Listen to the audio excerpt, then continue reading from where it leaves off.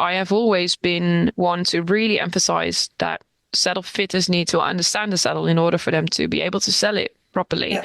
And as a brand as well, you're only as strong as your weakest saddle fitter, because it's never the saddle fitter, it's always the brand. And from a saddle fitting perspective, working as a saddle fitter myself, if you don't really understand the saddle that you're working with, and you really have to figure it out along the way, then you're struggling. Hi everyone, and thanks for joining me here at Saddle Pro, the podcast dedicated to equine professionals and saddle experts. I'm Dr. Annes Boxtel, your saddle scientist. Do you ever find yourself working with a horse and sensing that the saddle is part of a problem, yet you can't quite put your finger on why or how to fix it? If that sounds familiar, you're in the right place. In this podcast, we dive into evidence-based insights, analyze real cases, and talk to leading experts from science and the industry. It's all about bringing research straight into your daily practice, giving you the clarity and confidence you need. Let's get started. Welcome to a new episode of Saddle Pro. I'm very happy that you are listening again, even if it's in English again, because we do have a very special guest today, Anne van Boxtel from the Netherlands. And I already had another English episode before, also with a guest from the Netherlands. And I already said my Dutch is really not existent. Therefore we switched and decided to talk in English for my own sake. Yeah, Anne, she is a saddle fitting specialist. She's a master saddle of the Society of Master Saddlers from the UK. She is a self-employed saddle fitting expert, has her own training school, the Equine Saddle Fitting Specialist, where she's the founder of with a complete team behind her. And she has initiated the first saddle summit in the Netherlands. And this will be the topic we are talking about today. And I'm very eager and happy. After some little technical issues, we solved the problem. And I'm so happy to have you here today and talk about not only about the saddle summit, but also saddle fitting and a little bit behind the scenes. Yeah, thank you so much that you took the time today to talk about it. Yeah, maybe you would like to introduce yourself briefly. What is your history of horses and saddles, and how is your background about saddle fitting and especially the saddle summit? Okay, well, first of all, thank you very much for having me. I'm really honored that you've asked me to be here. A little bit more about me and my history in saddle fitting.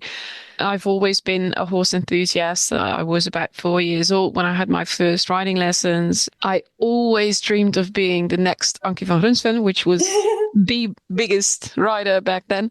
I never was. And back then I had a horse who had issues. And each time we did a bit of rehab and then we started riding again and she would go, lame again.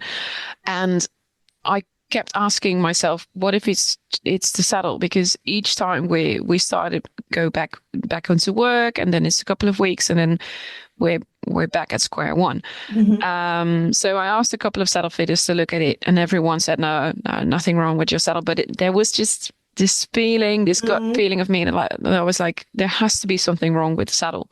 And then a couple of weeks later, I was at work and I was browsing to a magazine and there was an advert there from the MSFC for becoming a saddle fitter. And all of a sudden I was like, that's it. That's what I'm going to do. Mm-hmm. So I called them and 3 weeks later I enrolled and I started my my education as a saddle fitter.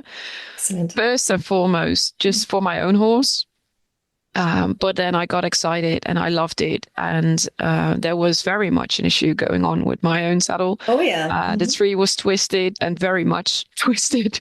So there were a lot of compensational strategies going on with my horse. Despite all that, she never really got back into work fully. But then I did commit myself to saddle fitting. And I was very young at that age. I was just about 21 when I finished the MSFC course. And I started working as a saddle fitter.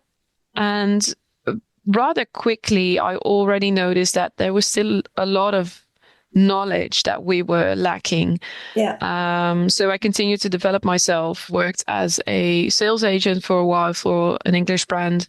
And from really that point of view, I came into contact with a lot of saddle fitters and a lot of saddle fitters that I worked with and I trained, and I got them familiarized with the saddles. And that was pretty much the basics for equine saddle fitting specialist, because I noticed that there were a lot of colleagues that were really doing a decent job as saddle fitters, but we're lacking a bit of knowledge, and not only from saddle fitting, but also as entrepreneurs, they were really struggling. So I wanted to do something about that. And I wanted to incorporate new scientific research as well, because there was a lot of research going on. There is still a lot of research going on, but none of that was really incorporated in the studies that we had back then. So that's how I came up with the course. And I was like, someone's got to do it. I'm not going to do it because I've got my hands full just working as a saddle fitter. But in the end, I just couldn't not do it. So we started that journey about 4 years ago now. And really from that point of view, we came in contact with the arena that we're in right now. We've purchased this venue this year, and that opened up a whole new spectrum of things that we could do and we could organize. And we're hosting master classes and all kinds of things really horse welfare related, with a strong focus on sales, obviously. But then we got to thinking as well, from my experience working as a sales agent, I always had a bit of a love-hate relationship with the regular trade shows, because although you meet a lot of people, it always is a bit, it's super static. It's really difficult to really talk about fit and to really understand fit. Yeah. While looking at a saddle book or so it's always a bit iffy.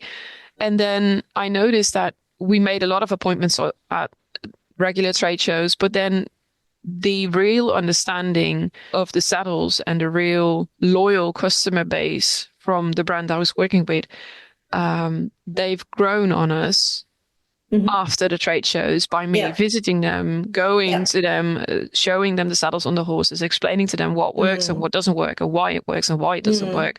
So I have always been one to really emphasize that saddle fitters need to understand the saddle in order for them to be able to sell it properly. Yeah. And as a brand as well, you're only as strong as your weakest saddle fitter, because it's never the saddle fitter, it's always the brand. And from a saddle fitting perspective, working as a saddle fitter myself, if you don't really understand the saddle that you're working with, and you really have to figure it out along the way, then you're struggling and you're going to do it wrong a couple of times. And that's part of the journey, but that's also a part that we don't like, because it always ends up biting us in the ass, so to say. Yeah, absolutely. And you always have to go back and fix it, which is human. We all do that. But I mean, if we can prevent that just a little bit by getting a better explanation of the saddles going, then I think we should. Yeah.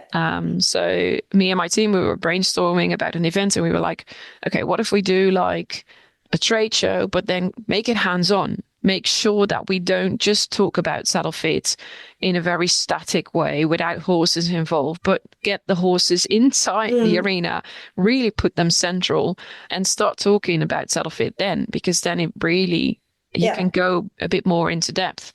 And then that's really where Saddle Summit happened. And I was immediately so enthusiastic about the idea that we started brainstorming on when should we do it then. But mind you, this was like mid-August, and I was like, well, really the perfect time is like October, maybe beginning of November, because obviously you've got Beta going on at the end of August, you've got Spoga going on in February, March. And normally in the summer you don't really want to do anything because it's either really close to Spoga or really hot, and everyone's on vacation. So this makes sense. And I was like, well, okay, that's really close. Are we going to do it next year? So a couple of people in my team were like, okay, so that makes sense. So 2026. I'm like, nope, we're not going to. No, I'm too enthusiastic now. We need to do it now. And they were like, you're crazy. And I'm like, I know.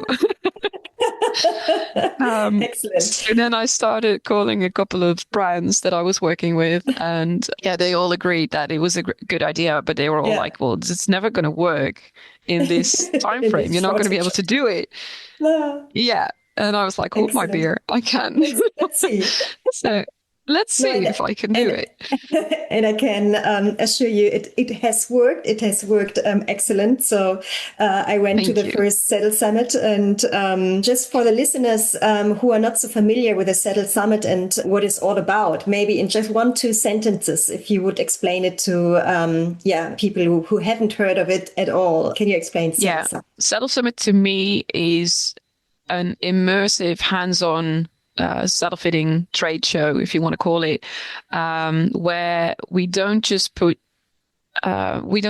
talk about saddle fit, but we actually experience saddle fits, and saddle fitters who go there get to experience the saddles hands-on, and you get to put them on real horses and just have a feel and get really get in there, which in my opinion transform how they understand fit and horse compatibility.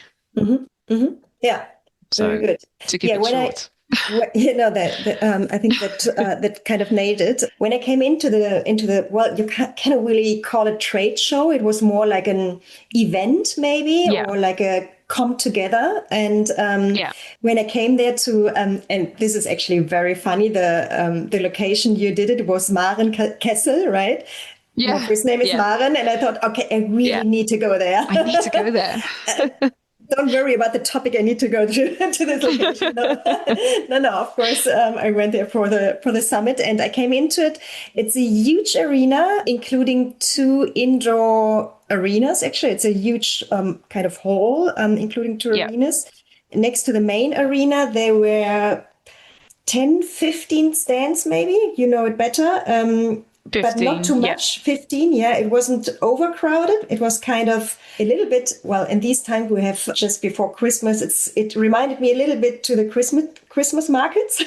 So you have these Yeah. little stands Yeah. around the arena, I can see what you mean. Yeah. it Yeah. was, well, of course it was very big and huge, but still very cozy and kind of intimate, I'd say. So a very welcoming atmosphere for the first step. I stepped in there, and there were already people I already That's good to knew, hear. other saddle fitters, but also brands I was familiar with, or I was already working with. So there was already kind of a connection when I stepped in for the first time into the hall, and that was for me, just as an impression, a very welcoming feeling. And then I've seen the horses Thank you. already in the arena and thought, okay, yeah, let's see what the day brings. Yeah. For me, it was really first very promising, but also in the end, yeah, very worth it to go there, because but we will talk about that in a minute. I've learned a lot, especially the community in the arena and in the hall was for me the best thing about the Saddle Summit, that everyone had the chance and took the chance to communicate and talk to each other, also if they are not working with each other yet. So there were so many opportunities, and I really like this type of setting. And for me, it was completely new. And I think it is a kind of a unique summit, which is not existent out there in this setting yet. And therefore, I think it's very special. So, Appreciate that. Yeah. You talked a little bit about the idea and how it came up to you first. You created it especially for saddle fitters, not so much for saddlers who are producing and making saddles, but more for the kind of the service behind the saddle fitting, maybe. What were your ideas behind that? So why did you decide to mainly, not exclusively, but mainly, initiate it for the saddle fitters and have it as a target or a group? Well, I think by visiting regular trade fairs, what you get is that there's a lot of people there. And that's good, because as a brand or as a saddle fitter, there's just a lot going on, and it's really entertaining. And there's, especially looking from a brand perspective, there's a lot of reach that you're gaining. But the quality of the people that are there is not always the best if you have that many people there, because there's people with all different kinds of backgrounds. There's people working in horse shops who are just out there for a day, visiting, browsing around, seeing what's there. And in my years of working at trade shows, I've also noticed that sometimes there's just so many people there and you can't help everyone. You can't talk to everyone. And then every once in a while, you spend a lot of time talking to someone who ends up just working in a horse shop, in a tech shop or whatever, who doesn't really work with saddles, but who's taken up a lot of your time, which, I mean, on days like that, the time you spend talking to people, that's the most valuable thing. So you have to protect that a little bit. And then before you know it, they walk out with a price list in hand as well, which we don't want. We don't want that information ending up with the end customer, because they can't really do anything with that information. Yeah. So that's why I wanted to really keep it concentrated on saddle fitters only. And then on top of that, I think that by doing so, the quality goes up, not just from the visitors, but the conversation as well. We can go further in depth just on saddle fit, which I think in 2025, going in 2026 in a couple of days, horse welfare has become such a big thing in the mainstream media even, and rightfully so. But I think it's really strange that we keep talking about saddle fit at regular trade shows without including the horse. Yeah. And it's always a bit, I mean, there's also a bit of a disconnect, I think, with the manufacturers and the saddle fitters. Manufacturers, 9 out of 10 times, don't necessarily fit saddles themselves. They don't see horses on a regular basis. They don't visit customers, and saddle fitters don't necessarily visit factories a whole lot. They don't know how saddle making really works. So they both speak a different language. And then you have a saddle manufacturer who comes up with a model, 9 out of 10 times with a bit of feedback from the market, so the saddle fitters. And then they are explaining to the saddle fitter how the saddle hypothetically would work without them actually 9 out of 10 times trying them on a horse. And then you've got a saddle fitter on the other hand who has to blindly go by whatever the manufacturer is telling them, and then sometimes conclude that isn't really what is going on in your opinion. And then you're stuck with a saddle which you think would suit horse type A, and it's working for type horse B, which you already have a load of saddles for. So there's just a huge disconnect there, I think. And I think that by bringing this together, and that's what you've also seen, in my opinion, during Saddle Summit, is that there was, I think the manufacturers and the saddle fitters came a lot closer, and they were looking at each other and at horses from each other's perspective. And I think that's a really good thing to be doing, because normally they're both just working on their own little islands, so to say, and not really working together. Yeah, so that's why I wanted to do it that way. Yeah, I think this is a very, very clever and smart point to get into the equation, I'd say, to increase and sharpen the communication between the different disciplines already, right? And I think this is, as you said, in the end, it is the brand. If something is not working with a saddle, it is the brand. And but of course, the link between the brand and the horse is always the service, is always the saddle fitter. And the key for understanding in the end would be the communication, right? And exactly. And this is the main part where more light need to be shed on, I think, not only between saddle fitters and the brand or the manufacturers, but also between saddle fitters and the customers, for example, and the clients. The saddle fitter can know so much about saddles and fitting and the horse and the anatomy and everything, but if it's not communicated to the client,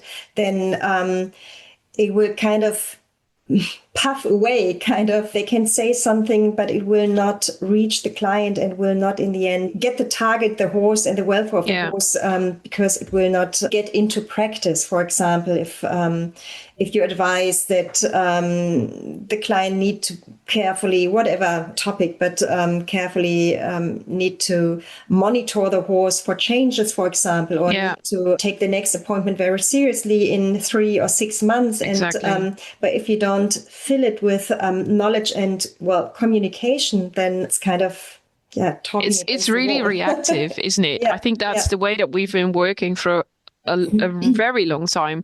I mean, when I started saddle fitting, the guideline was still checkups once a year, and then there were people there who were already like, once a year, that's a bit much, and I was like, no. And now with our current course, we're actually going to at least once every 6 months, but especially with younger horses or horses that we expect to develop, then it's I think it makes perfect sense to do it every 3 to 4 months or quicker even. But I think that what we've been doing as saddle fitters is we've been working very reactive instead of proactive. So we always get called as soon as there's already issues. And that also, I mean, I don't know if that is the case for Germany, but I expect it to be the same. I mean, saddle fitters, we don't have the best reputation in the saddle world and with horse owners. So there is a bit of a trust issue sometimes. And then, of course, if we only get called as soon as there's already an issue going on, then it will quickly feel for a customer who already is a bit isn't sure whether or not she can trust us. It will quickly feel as if we're trying to deflect cause on them instead of on us.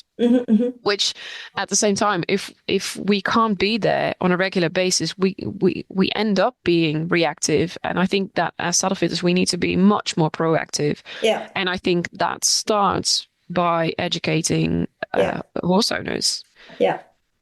And trainers. I 100% agree on that. I think, again, communication is key for this this knowledge transfer, I'd call this. But it's not only like, here I have the knowledge and I want you to have it as well. It's more like the link between the knowledge and, in the end, of course, including it into the practice. So, and I think this is also a very profound column in your education, right? In your training center, the equine saddle fitting specialist training program, that you not only train the saddle fitting, the saddle specific knowledge and all that behind, but especially also communication skills and also business skills, right? I think this is also a very important point every saddle fitter, or at least actually everyone in the equestrian world, need to incorporate, that it's not only about the knowledge about a special topic. If you're a trainer, it's not enough that you are very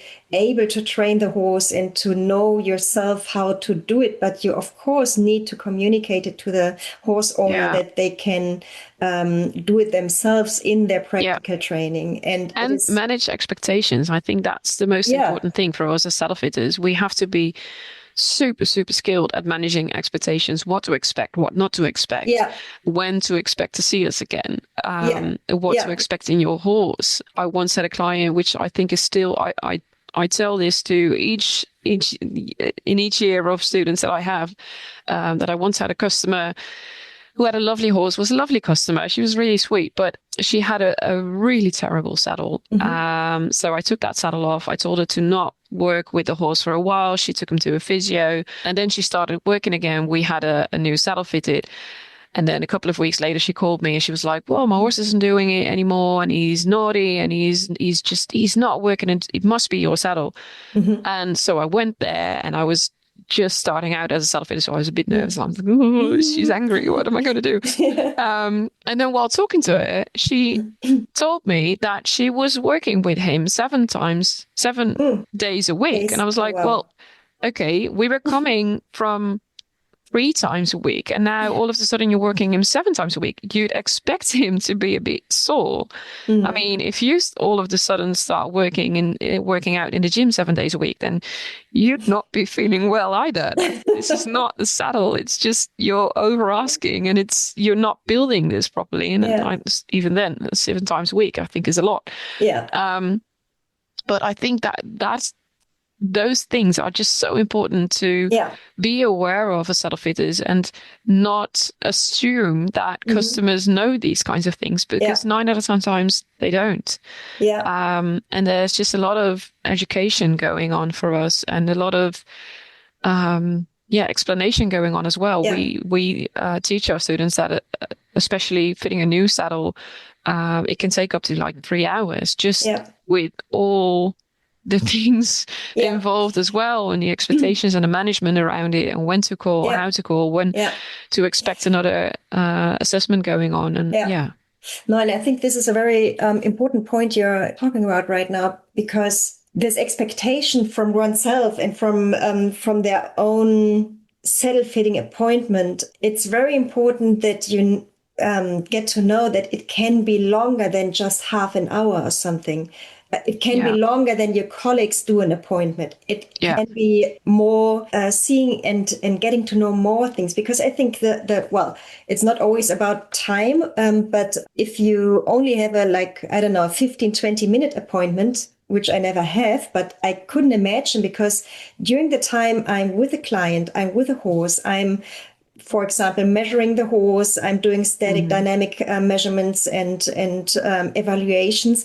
And during this time, there is so much room for communication, to ask about the horse, about, how the horse is kept, how the horse is fed, how the horse changes during a year, how the horse is ridden, is there a trainer, is there another rider, the shoeing, everything. So, and as I said, there are so many different aspects of a horse's life, which in the end influence a saddle fit, but needs to be known to do a proper and long-lasting, satisfying saddle fitting, which you cannot receive in just a 15-minute or 20-minute appointment. No, I wouldn't say you always need to be 3 hours with a client. I mean, then you will never finish your day, right? But no. Of course, after a while, you get the right questions at the right time during your examination plan. But still, it is so important. If you're there for saddle fitting, you also need to know more, but only about the saddle and the saddle area of the horse, right? So much more. And this is, I can imagine, very difficult to incorporate into an educational program, because, of course, you can teach the several aspects, but the trick, I can imagine the trick would be to connect it to each other, right? Yeah. I mean, you can learn about anatomy, you can learn about biomechanics and shoeing, you can learn about feeding a horse and so on. But how is this connected to saddle fit? How can this influence the saddle fit for the horse? And I think this is first related to the experience you have. After where you just don't need to think about it. It's just like, okay, this is just, as you said before, 7 days a week. Wow. Yeah. This is, just separately seen very, very much. You should give the horse a break in between, right? But nevertheless, of course, from your normal human sense, of course, it has muscle sores and is maybe a little bit angry as well after without any pause in a week. I would be very angry, at least. Me too. And I can imagine this must be very challenging to include into an educational program to it is. The students a sense for that. Yeah, that's why we included, we make use of the blended learning method. So we do online and offline training. And of course, saddle fitting in itself is a practical thing. You can't teach them that online through a screen, but you can teach them all the different aspects. So what we do is we prepare them online on horse biomechanics, rider biomechanics, theory of saddle fitting. So looking at a horse's conformation and then reworking that to tree shape, panel shape, girthing options, all that kinds of stuff, and how a saddle is made and all that, so that once we do get to the practical training days, they already have a sense of all the other things that are going on. so we can get more in depth. We don't have to start explaining them again. Like, this is T18, this is the shoulder, this is, we've covered that bit. They know how to look at a saddle, how to look at a horse in a different way, other than, he's got a lovely head and he looks really sweet. Because we're all horse enthusiasts, and you all come in and be like, oh, that's a sweet horse. And we want them, of course, to keep that a bit, but you need to make sure that they can put on a different hat and look at a horse from a different perspective. And that's what we do with the online training. So then as soon as we start in the practical training days, we get a lot more depth to the training, and we add internships as well. And then still, I mean, it's never perfect. I think we could do, it's a year training. I think we could do 3 years before we'd actually really have the experts there. We always tell them, I don't know how to call it in English. You're ready to start, the beginning, the basics, but you have to, it's a matter of like getting your driver's license. As soon as you get your driver's license, you know how to drive, but how to actually learn how to drive, you have to do that. In the field. And I think that's the same with saddle fitting. Yeah, it's always in the educational programs, right? If you have finished it, you are just the beginner. Then everything starts from the beginning. Yeah, absolutely. I really like the idea to set kind of the backbone of the knowledge by online courses and everything you can more or less learn from books, but you put people behind in the online courses, probably talking from their experience, and do it more practical than just learning from a book, and then incorporate it into the practical world by doing workshops and practical learnings. And for example, also the Saddle Summit, right? Exactly. And I think a very important point here is also not only the communication between the client and the professional, and the saddle fitter, but also the interdisciplinary communication between the professionals, right? So having the saddle fitter talking to the trainer, for example, or the physiotherapist or the vet is so important, and sometimes very hard if you don't really speak the same language, right? So there's so many saddle fitters or also saddlers out there which never have ridden a horse themselves. And I wouldn't blame that. They probably find strategies to work in their field as well. But for me, it would be very difficult to explain the feeling the horse rider should have if the saddle is, fitted in this way. So kind of sharing my experiences, my practical experience as a rider to them to increase their perception in their feeling. You know what I mean? So if I, for example, increase or make the balance of the saddle better. And for me, it's always a feeling of, I'm sitting more into the horse. It's a really kind of satisfying feeling. And this is something they should feel. And if they don't feel it, I need to readjust again, for example. And I can imagine it might be a little bit different if I'm not a rider myself and I have never felt what I'm talking about. But nevertheless, you don't need to be a physiotherapist, a vet, and a nutrition expert to be a good saddle fitter, I understand. But at least I think you need to be aware of their language and of their fields to get in a good communication with other, right? I 100% agree. Yeah. No. And I think therefore the Saddle Summit is a really good place, at least to get in exchange with the saddle fitters in their field, but also the saddle makers, which, as you said in the beginning, some of them are maybe already people we are already working with, but some of them are also new for the saddle fit, for myself as well. I've had very interesting and nice conversations with some saddle makers from UK, for example.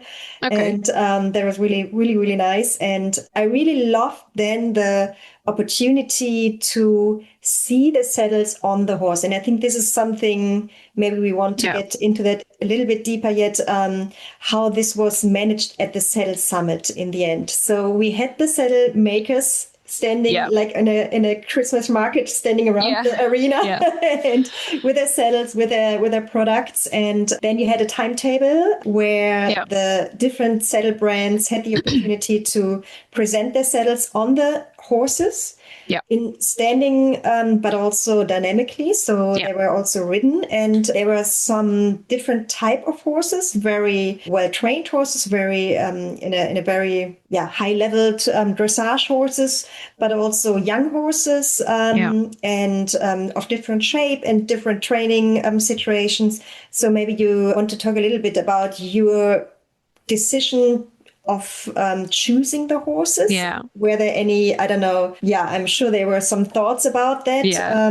So maybe you want to share us a little bit. I think this was the most challenging part of Saddle Summit altogether. I have to say, with your education, getting the right horses is always the most tricky part as well. So we knew what we were getting ourselves into. The only thing that we didn't know is how many horses that we'd actually need in those 2 days. So that was a bit tricky. And obviously, I mean, it's a different type of experience for the horses as well. So number one thing was we need to have horses who are going to be able to manage this mentally, because it was quite, you've seen it, it was quite a setup. When we were, we've got a couple of people that we work with throughout the courses as well, which are kind of regulars. So they'll be there every year, once or twice. So we asked them beforehand, and we really wanted to have all types of horses, because like we had all kinds of brands here as well. So we tried to have horses here that would fit the brand in a certain way. So we had more of a Baroque horse for Massimo, for instance. We had a bit of more of a sport horse for Frank Baines. So we tried to have something that fits the brand as much as we could. But then at the same time, it really was a challenge to get this many horses who would be able to manage in an area like this. To begin with. So it was interesting. And we tried to have horses all above. There were some types of set measurements that we had, like it needs to be a horse from at least 160. The rider can't be in a size 46 European sizes. We don't want riders taller than 180, because then you get into the excesses, which we get them in practical trainings anyway. So we have to manage that. But that really wasn't the point of Saddle Summit.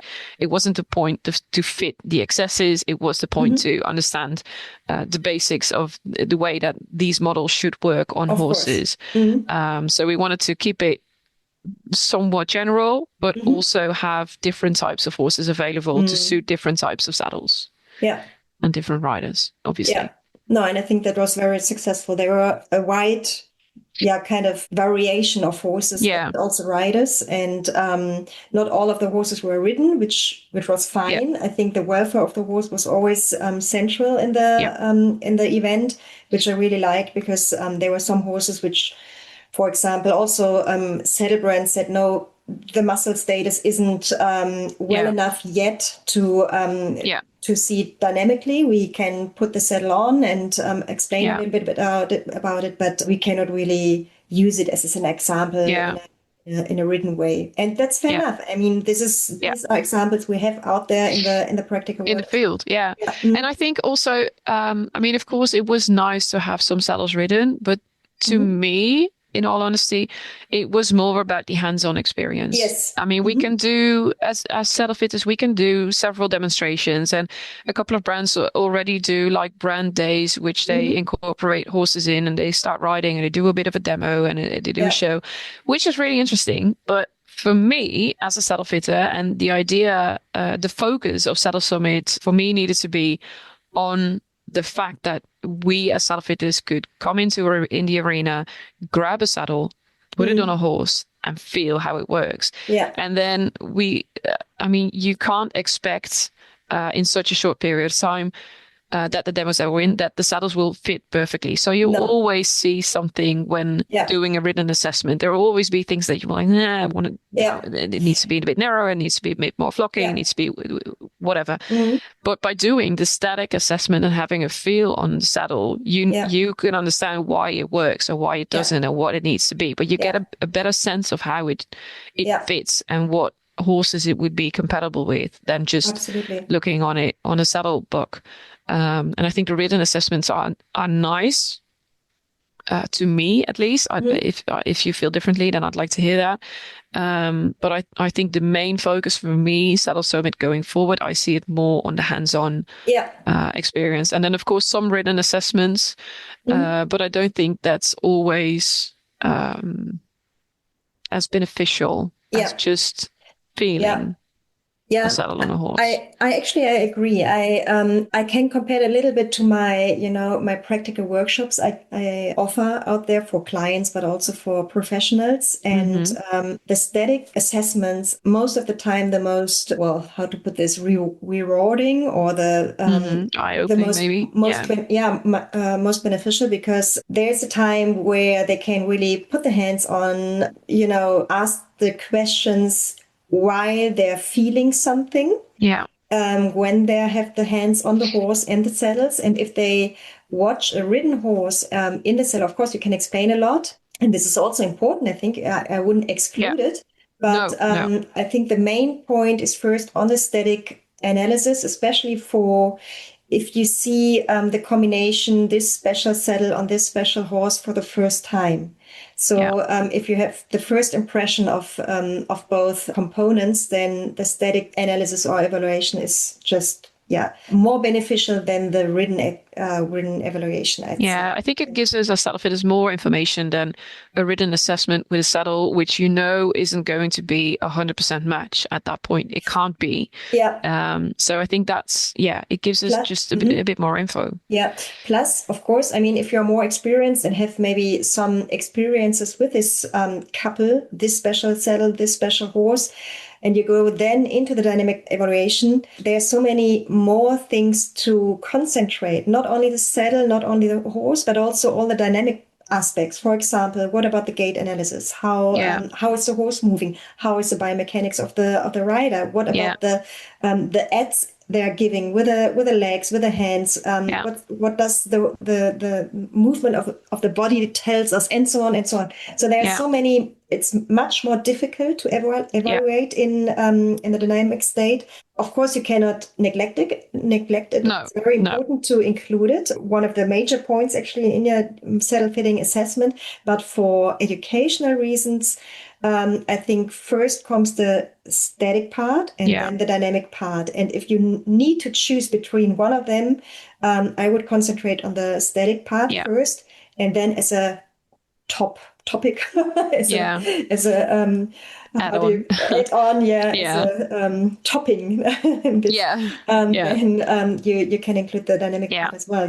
I completely agree. What I really liked during the Saddle Summit was that you were actually able, as a saddle fitter, you were able to get into the arena next to the horse, next to the manufacturer, and you can ask the questions you have in mind directly without any, buffer in between directly to the manufacturer. And this is something I really loved about the Saddle Summit, the direct communication to any questions which arise. I really would love to do this again. It's gonna happen again. Okay. So the date is set for next year. So, excellent. Before we come to that, maybe I just have one thing in mind yet. You said you had such a short period of time preparing and actually initiating the summit. It was like 2 months, 3 months, something like this? It was it was 9 to 10 weeks. It was, What a nightmare. It was insane. I have to say, I was completely broken as soon as we started. I was like, I collapsed in a week after. We cleared out on Monday. We finished everything up. The arena was empty, and I was like, yep, that's it. I'm out. Don't call me. You didn't give the impression when I saw you at the summit. You were like, wow, I'm so. There was a lot of adrenaline and a lot of makeup. No. A lot of concealer for these black. For the shadows. No. I couldn't say that when I saw you. But you also, it wasn't only the location and the event that you've managed. You of course also needed to do all the marketing behind, because it was a complete new event, a completely unique no one has heard about this before. No. So what was the most challenging part in thinking back? Was it, I mean, there are so many aspects, I guess. It was, yeah, it's impossible to name one thing which was the most challenging because, like I said, it was mid-August when we thought about it. So a lot of companies were still on holiday break. So we needed to have like an event floor and the stands and all that kind of stuff. But all those companies were still, I was waiting on answers on prices so I could communicate with manufacturers on stand prices. And before I got those prices, we were already 2 weeks we're gone. So I was like, okay, now we only have 6 weeks left to fill the stands. And then, of course, we needed to create the event goose shop, which needed work. But that's hindsight. And then, of course, the marketing. The brands were relatively easy. That is just, it was 15 brands. That's just a matter of picking up the phone and start calling them. Did you already knew them before? Do you work with them already? A couple. I wanted to have a mix of well-known brands, which we all see at the regular trade fairs. But also, to me, I call them the hidden gems. The brands that we don't normally get to see that much of. We don't go to Beta or Spoga or the bigger events just because they're a bit smaller. And those are very expensive events as well. So I wanted to have them there too, to one, give them a shot, and two, because we see, especially here in the Netherlands, is that a lot of saddle fitters are working with the same brands. So to try and find something unique and to really position yourself as a saddle fitter by doing something different is just really hard because we all tend to flock to the same brands. So I wanted to have a couple of newer brands there, or lesser known brands to us at least. That was just a matter of Googling and just I was on Instagram a lot and just looking at different brands and kind of seeing like, okay, from a saddle fitter's perspective, I don't work as a saddle fitter anymore, but what type of brands would I be interested in? And I just started calling them. And luckily, most of them were really enthusiastic. There were a couple that couldn't make it because it was really short notice. A couple who I wasn't able to really get the how to call it, the brand across, or the way that we're going to do it. They were a bit like, I don't know. Okay. But most of them were immediately like, makes sense. Nice. Let's do it. The gap we're waiting for so long. Nice. So that was really nice. So we closed up those spots rather quickly. We did have a bit of a struggle because originally, because we have 2 arenas, I wanted to do a demo area in the bigger arena and then keep the stands in the smaller arena. But then halfway through, I was like, well, I think it's going to be really busy in the demo area, and I think it's going to be really quiet in the exhibition area, and I wouldn't be happy as an exhibitor. So I was like, okay, what if we literally put the whole central, and what if we focus everything around the demo area, a bit of like a Christmas fair, like you said. And I was immediately very enthusiastic, but by then I had already sold quite a bit of exhibitor spaces, and I had to turn my complete layout around, and I was like, this is tricky. We're gonna do this, but this is like, you should have thought about this a bit better. But it worked out in the end. And then with regards to the marketing for the visitors, that was I was very happy that we had a lot of manufacturers on board who were really enthusiastic about the idea as well. So they did a lot of emailing to their customers, and they put it on websites and on their Instagrams. So that definitely helped. And then besides that, my mom, who actually works for me, she has been emailing loads of people There was a shit ton of time that just went into direct emailing people like, Okay. hey, this is what we're doing. Yeah. And this is why we think it works, and Yeah. you need to be there. And Excellent. here you can buy the tickets. Yeah. And that worked. That really paid Wow. off. Cool. But there was a lot of time going into Yeah. that. Yeah. But Yeah. it worked in the end because how many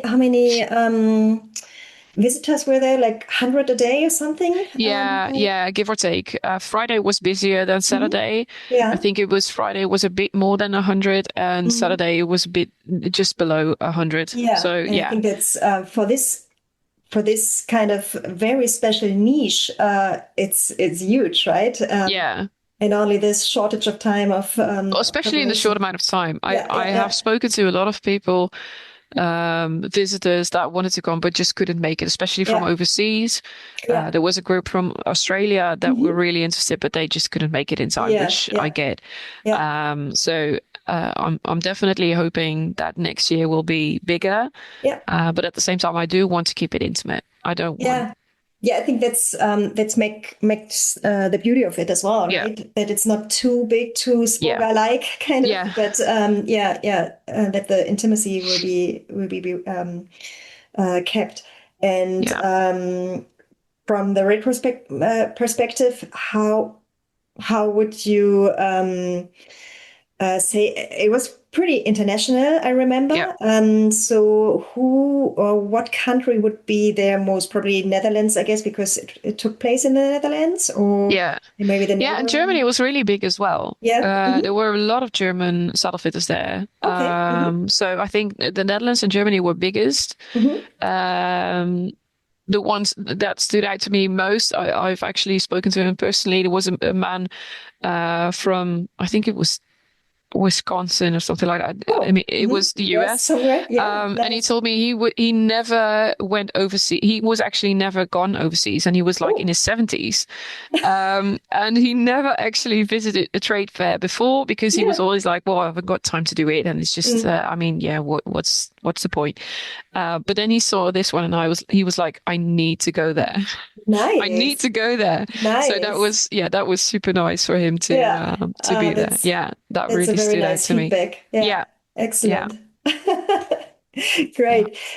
One thing was everything was in English. All the yeah. presentations were in English. Do you feel that this was for some of the visitors, well, I don't know, a rejection or a thing which was hard to overcome or to have, well, Um, already the decision process maybe that I don't some were know, not in finding all the different honesty. language? Hmm. I haven't heard that feedback before. Hmm. Um, I know that in the Netherlands, talking English 9 out of 10 times isn't that big a deal. Okay.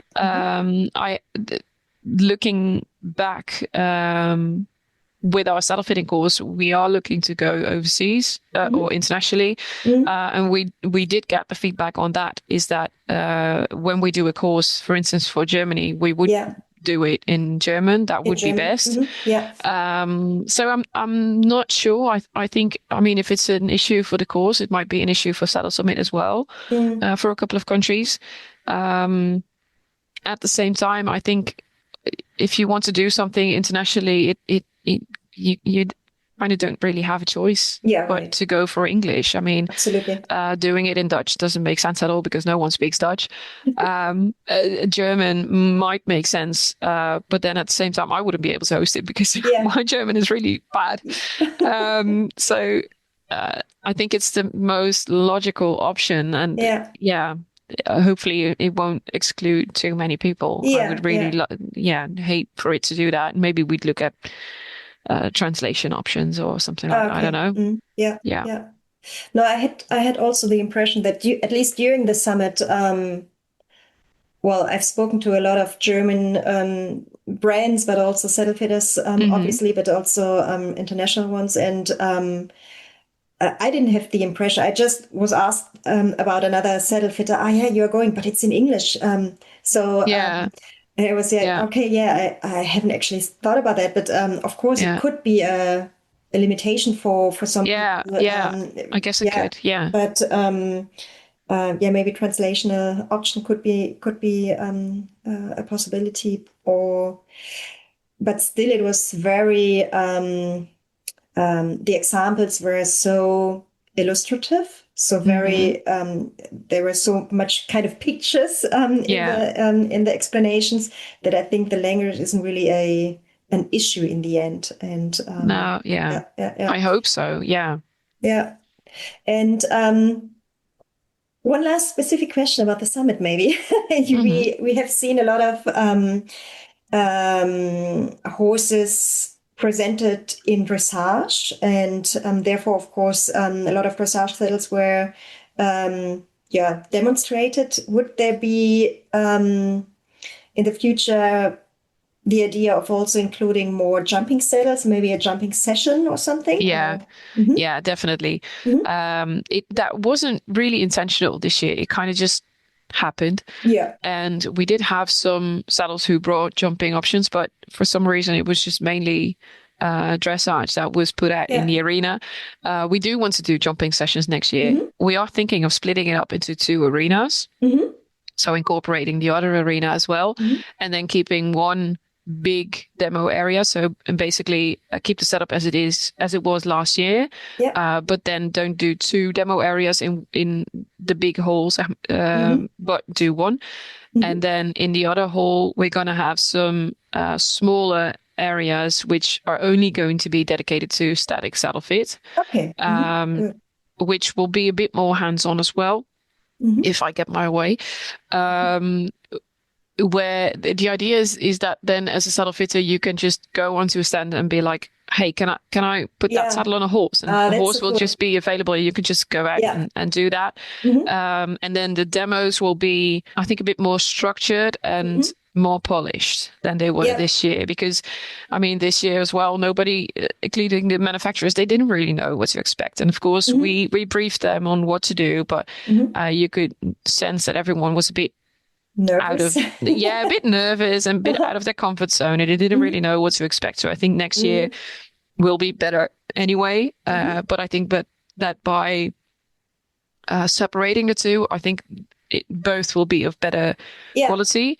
And I think there's a bit more space then to put some jumping poles in the arena and do a jumping clinic, because obviously the arena was too small to actually do a jump. Now you could put a jumping saddle on, but you can't jump. But we can't do that next year in the way that we're going to set it up. Yeah, that's interesting. Yeah, and I really like the idea to have a separate arena for just spontaneously put a saddle on, because being on one of the stands and a question arises, that would be very easy to put this on the horse and discuss the question. Yeah, it's going to mean even more horses for us to arrange, but we'll be fine. We'll manage. You're already experienced with it. So. We've got more time. That helps. Excellent. Yeah, and I'm really eager if we have more time. Look what you've done in 9 weeks or something. I know. Imagine what you can do in 9 months. The pressure. No pressure. So you said there's already a date for next year. So especially for the listeners who are very eager now to get the experience themselves, would you like to share the date with us already? Of course. It's going to be 9 and the 10th of October. So it's going to be a bit earlier in the year. Yeah. Just before the clock goes forward as well. So we have a bit more daylight. Hopefully, it's only like 3 weeks earlier, but hopefully it'll be a tiny bit warmer, especially with a bit more daylight. So that's okay. Sounds great. Yeah, it's just after end of September, and September is always very nice and warm. And No, that's so we're hoping for some summer evening vibes. Late summer evening. I'm sure you just need to to think strongly about that, and it will happen. We'll manifest it. You're right. That sounds so great. Anna, I'm so happy that we had the chance to talk about all the different aspects of Saddle Summit and also the training course and saddle fitting as well. And thank you very much. Yeah, for the audience who are now very interested in visiting the Saddle Summit, we put all the information in the show notes, and also if you agree, your contact dates, where to contact you if there are some questions arise. And then there's nothing left to thank you about everything, the time, and that we had the opportunity to talk to each other. It was a very nice talk. Thank you so much. Oh, thank you very much for having me. It was lovely. And for everyone listening, if there's anyone that has some feedback or ideas on Saddle Summit, then please just get in touch with us, because we're open to hearing everyone's thoughts, really. Because I think it can only make things better if we just get together on it a bit more. Yeah, absolutely. Yeah, go ahead and contact Anne. I think Insta is very well for that. I've contacted you the first time via Insta, and it worked very well. So, but of course, we also put all the other contact dates. Yeah, we will. Thank you again, and for all the listeners, thank you for listening, and hear you in the next episode of Saddle Pro. I'm looking very forward to that. Bye-bye. Bye.